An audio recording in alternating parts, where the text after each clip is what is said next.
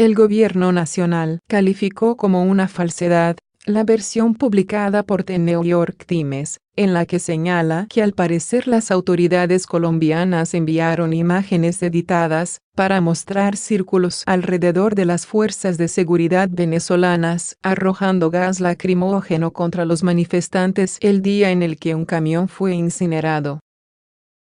El canciller Carlos Olmes Trujillo en Nueva York, Estados Unidos, señaló que lo que ocurrió ese día fue por culpa de las determinaciones violentas que adoptó el régimen de Nicolás Maduro.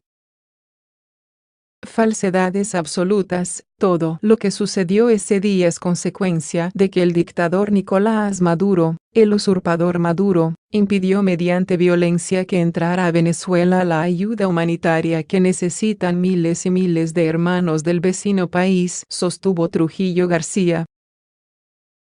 En el especial publicado por el diario estadounidense, se analiza un video en el que se ve a un opositor al régimen de Nicolás Maduro, lanzando una bomba incendiaria, que por error se estrella contra uno de los camiones que contenían la ayuda.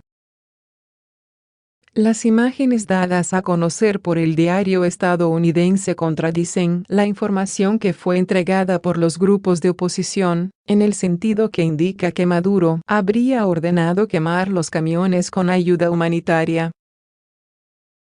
El video publicado por The New York Times se ve a un joven lanzando una bomba casera hacia la policía que estaba bloqueando el puente, pero el trapo que se usó para encender el cóctel Molotov se separó de la botella, volando hacia el camión, el cual se prendió en llamas.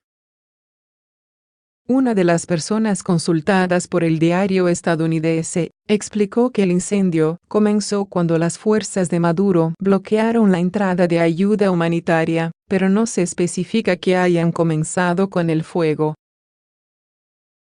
También se ve que entre las cenizas de uno de los camiones quemados hay productos de higiene, pero no se ven alimentos ni medicinas.